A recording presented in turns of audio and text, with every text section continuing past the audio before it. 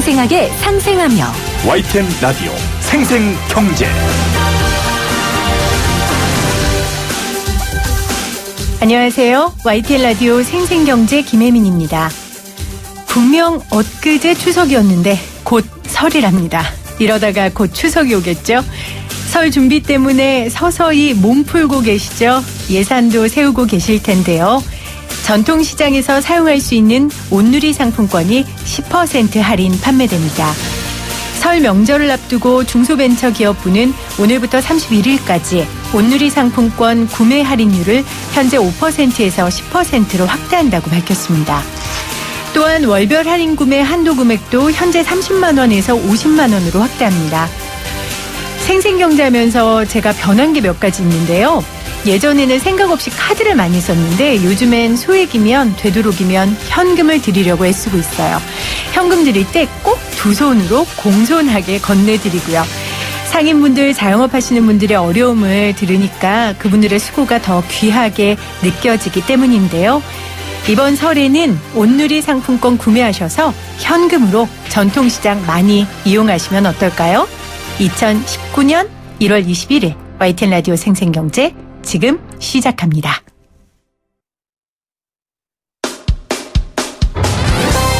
쉽다, 재미있다, 어라? 무슨 말인지 이해가 간다. YTN 라디오 생생경제.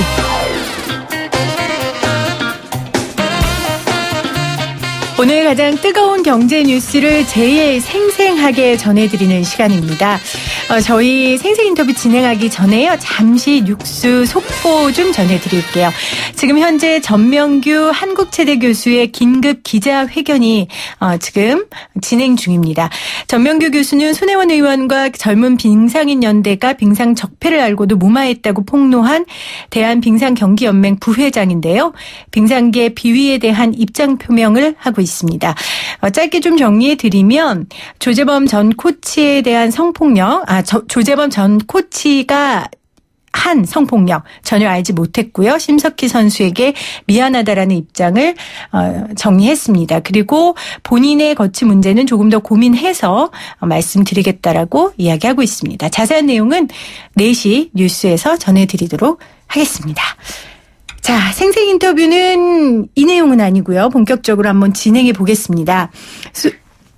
손혜원 의원의 목포 매입 논란이 계속되고 있는데요. 결국 손 의원은 탈당을 했고 검찰 조사를 받겠다는 정면 승부 의사를 밝혔습니다. 투기냐 도시 재생이냐 양측 주장이 팽팽합니다. 투기는 우리 모두 잘 알고 있고요. 어떤 뜻인지, 도시 재생이라는 게 뭐길래 이런 논란이 진행되고 있는지 생활경제연구소 고봉기 수장과 말씀 나눠보도록 하겠습니다. 안녕하세요, 수장님. 네, 안녕하세요. 네, 보이는 라디오라니까 굉장히 당황을 하셨어요. 네, 좀 더 예쁘게 하고 올 걸 그랬어요. 예쁘게 하고 오시기에는 카메라가 너무 멀리 있어요. 저게 카메라예요? 네.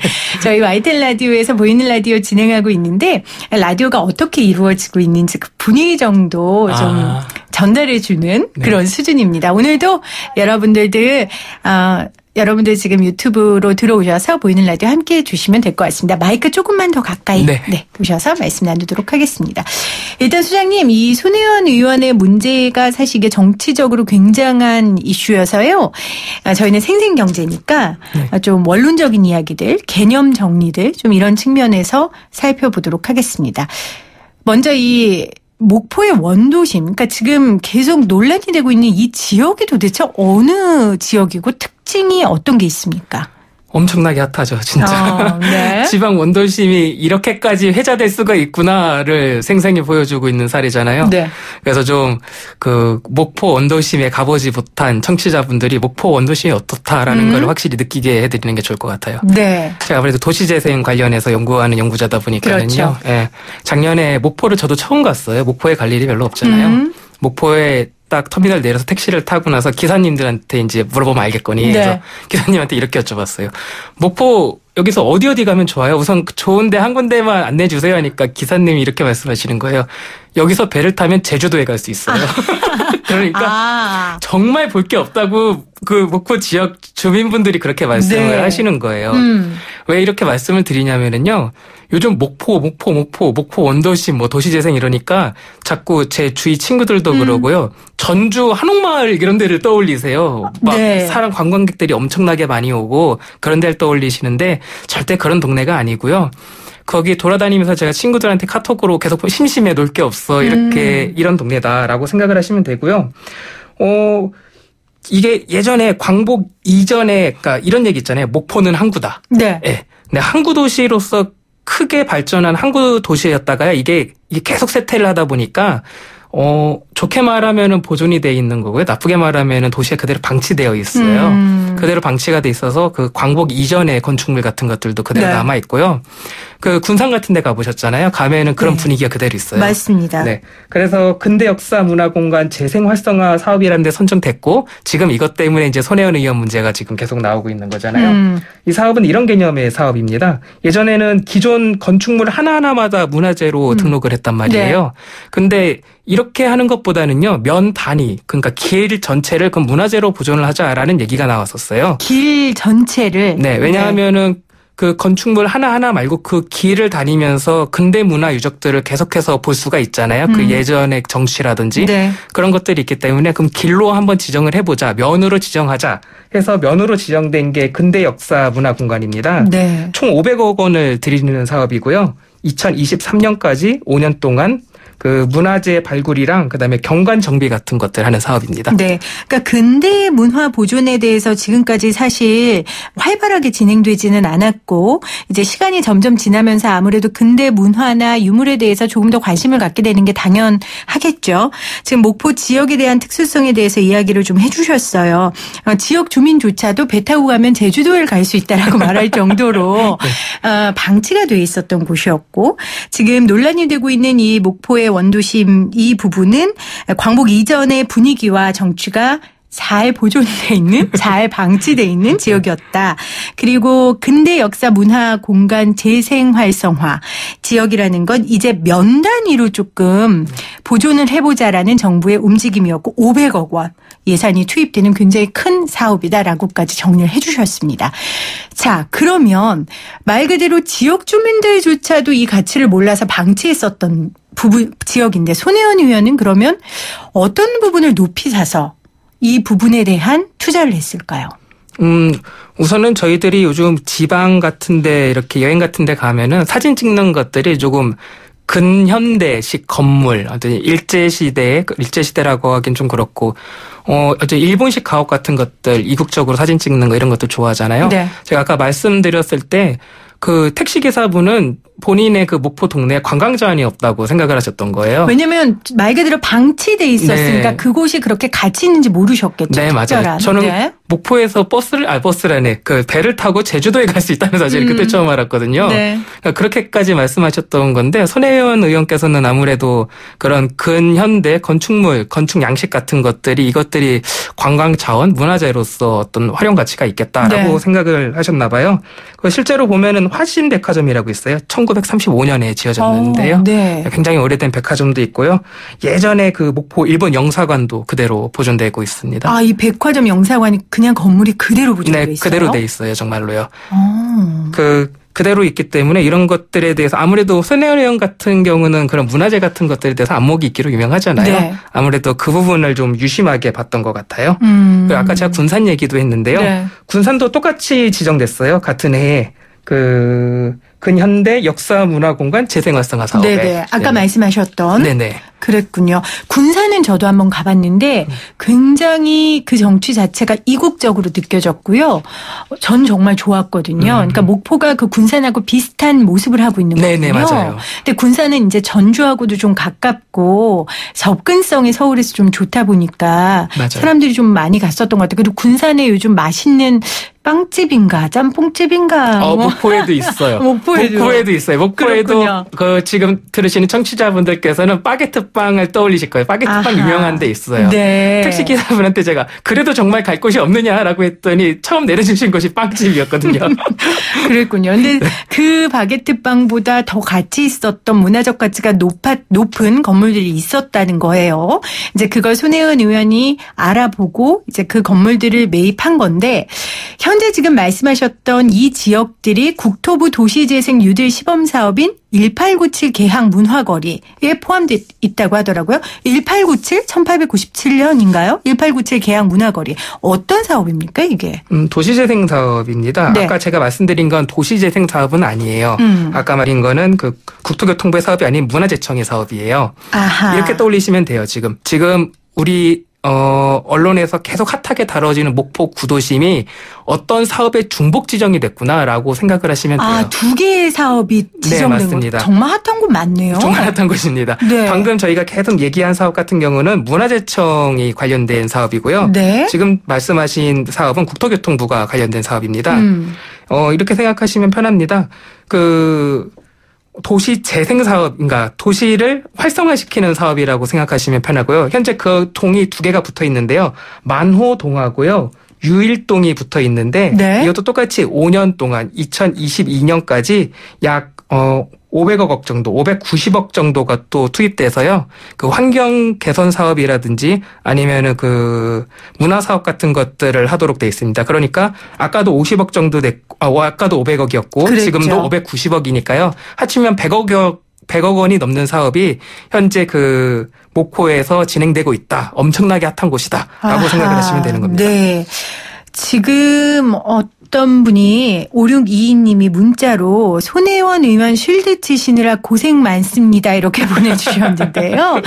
쉴드 치는 거 아니고요. 생생경제는 정치방송이 아니기 때문에 저희가 어떤 한편을 들어서 하는 게 아니라 그 손혜원 의원의 논란에 따른 여러 가지 개념들에 대한 이해가 먼저 바탕이 돼야 될 것 같아서 오늘 도시재생 전문가인 구봉곤 소장과 함께 관련된 내용을 나누고 있는 겁니다.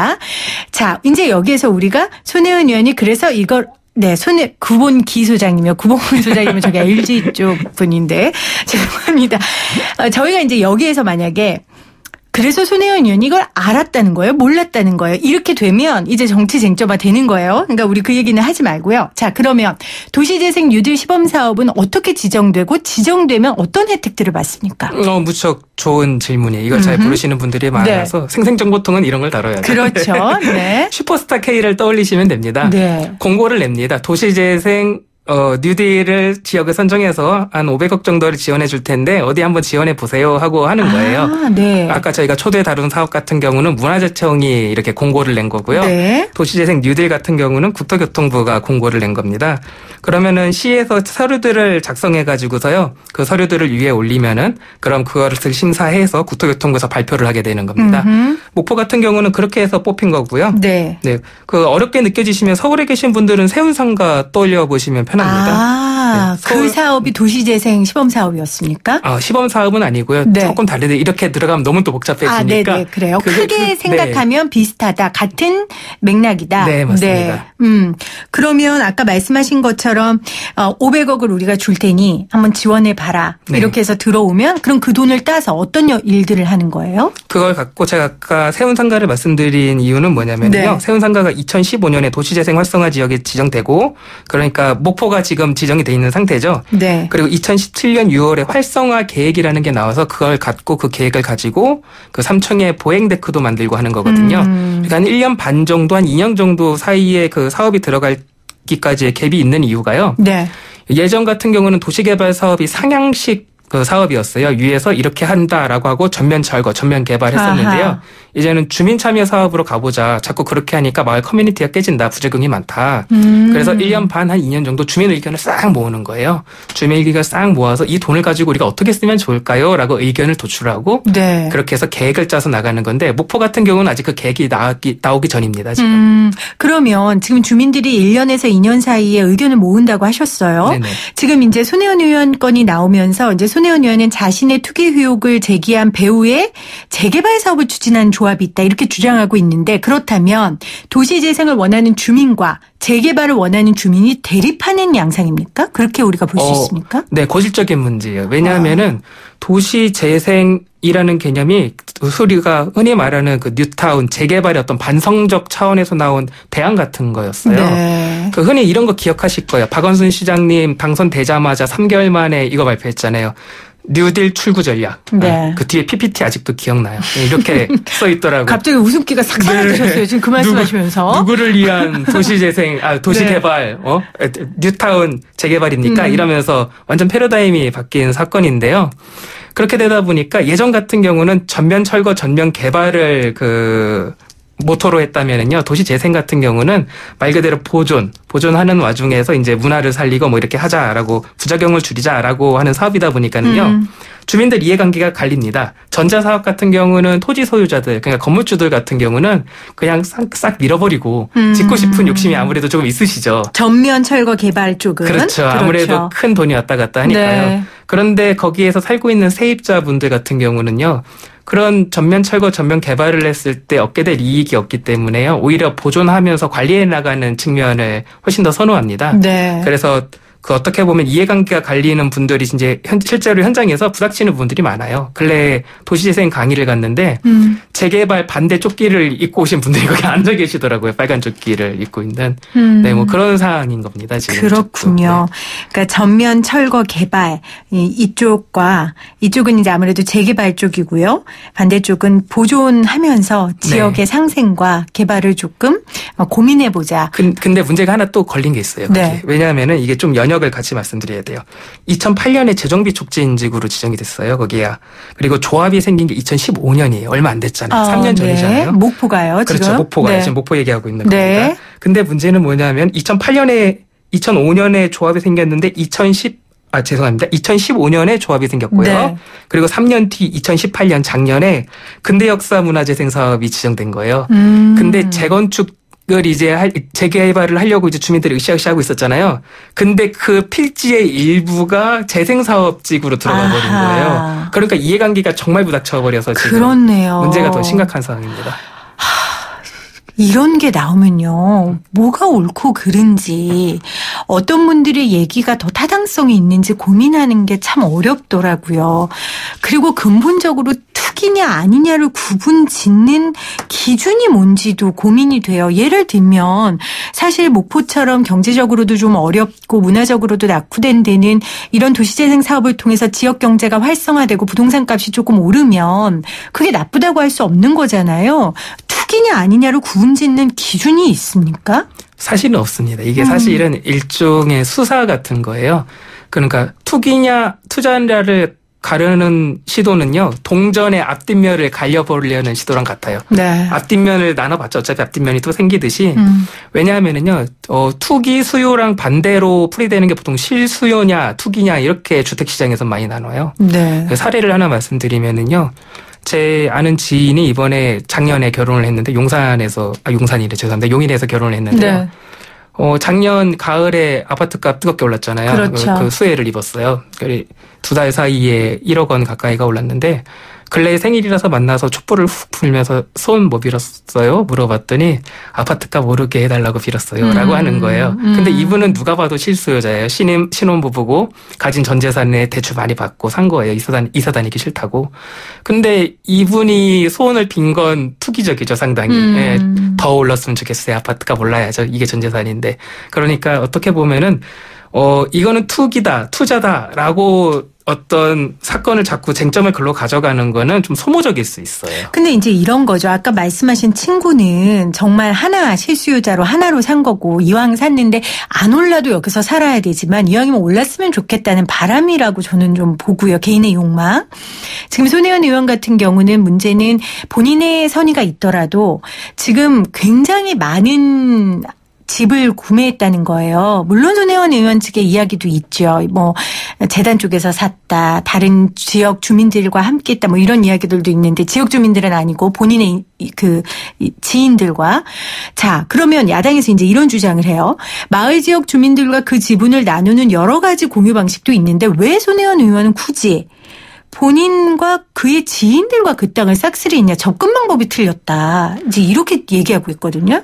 무척 타당한 비판이기도 해요. 그러니까 외부 사람들이 산 거잖아요. 그렇죠? 네, 맞아요. 이게 근데 문제는 뭐냐면은요, 이게 도시재생 사업의 고질적인 문제기도 해요. 네. 사실 도시재생 사업이 아까 제가 말씀드렸던 것처럼 어떤 기존 재개발 뉴타운의 반성적 차원에서 대안으로 나온 거라고 했잖아요. 네. 그래서 주민 참여를 해야 된다 이렇게 말을 했는데, 문제는 지역 주민들과 이렇게 얘기를 해서 소위 말하는 어떤 공동 펀드를 조성해서 이렇게 건축물을 매입할 수 있다 이런 거예요. 근데 도시재생 사업의 어떤 비판을 하는, 젠트리피케이션 문제로 비판을 하는 저희 쪽에서 대안으로 말하는 방법 중에 하나예요. 사실은 이게. 그렇죠. 흔히 시민 자산화라고도 표현되는 건데요. 지가 상승할 걸 대비해서 시민들끼리 돈을 모아서 아예 소위 말하는 사회적 알박기죠. 이익을 우리 지역사회가 공유하겠다. 그러니까 그 지역 주민이 사서. 네, 그렇죠. 네. 우린 내쫓기지 않겠다. 네. 이렇게 하는 방법인데, 이게 지금 계속해서 담론 수준으로 머무는 이유가요. 아주 높은 수준의 민주주의라서 그래요. 아하. 이게 도시재생 지역이라든지 이런 곳에 가서 제가 실제로 잠입 취재를 해보면은요, 진짜 이해관계가 첨예하게 갈리기 때문에요. 이 의견들을 모으는 게 5년 내에 저는 가능하지 않다고 봐요. 이게 그래서 아마 손 의원께서는 그런 생각을 하지는 않으셨을 거예요. 하지는 않으셨을 거라고 생각을 하는데, 지금 돌이켜서 생각을 해봐도 그거를 하려면은 우선 우리나라의 지금 문재인 정부의 도시재생 사업 호흡부터 조금 늘린 다음에 하는 게 맞겠다라는 생각이에요. 아직은 이런 시민자산화 개념 같은 거는요, 아직은 담론 수준에 머물고 있는 형국입니다. 그러니까 지금 말씀하신 거는 그 지역 주민들이 사회적 알박기 소위, 네. 본인들이 우리 땅을 지키기 위해 젠트리피케이션을 막기 위해 우리의 돈을 십시일반 모아서 공동으로 네. 소유하는 방법들인데, 그거는 이제 이해관계도 너무 얽혀 있고 아주 최고 수준의 민주주의의 네. 행태이기 때문에 네. 지금은 힘드니 손혜원 의원은 하나의 방법으로 생각했을 수도 있다라는 이제 이야기를 지금 해 주신 거예요. 일단 그런데 이제 문제는 그 아까 말씀한 것처럼 지역 주민이 아니라 이제 외부 그렇죠. 사람들이라는 건데, 맞아요. 지역 주민이 안 되니 그랬을 수도 있다라고 지금은 말씀하셨어요.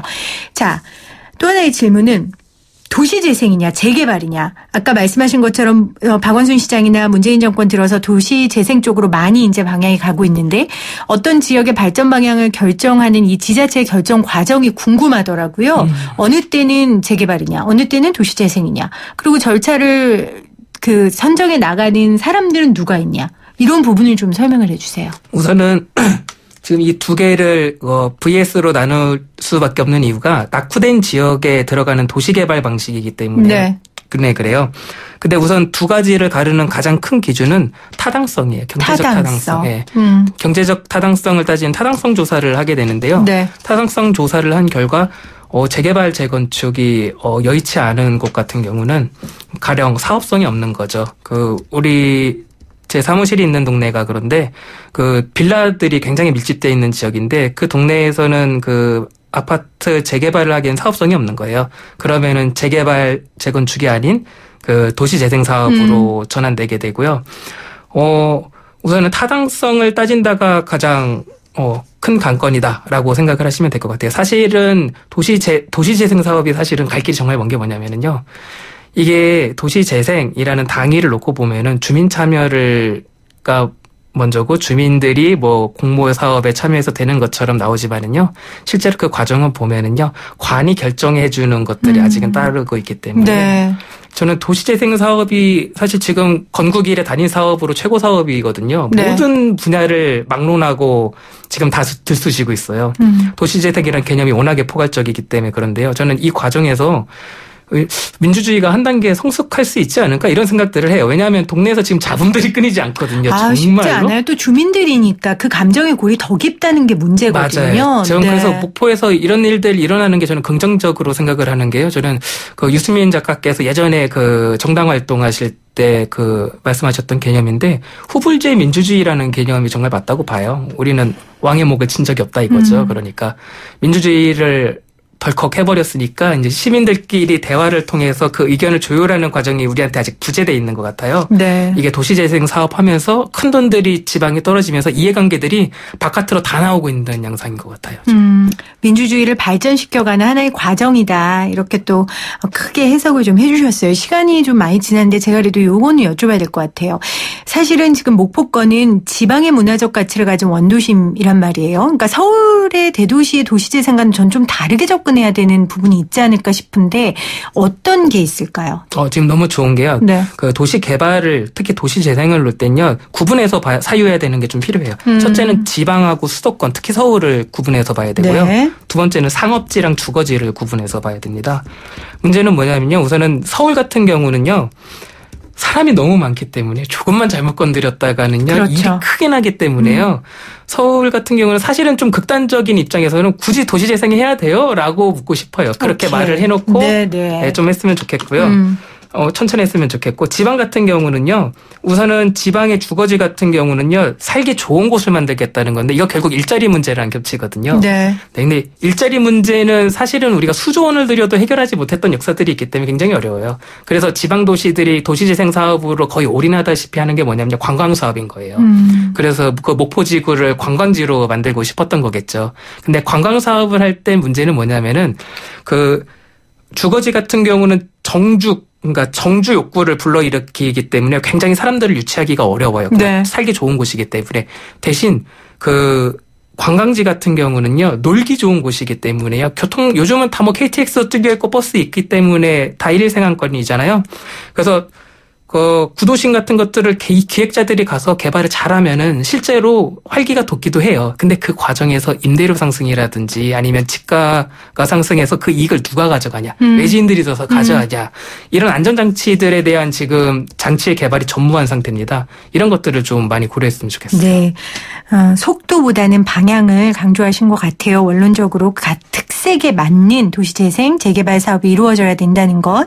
이번에 목포권과 관련해서 말씀 여러 가지 첨언해 주셨습니다. 지금까지 구본기 소장과 함께했습니다. 고맙습니다. 네, 고맙습니다.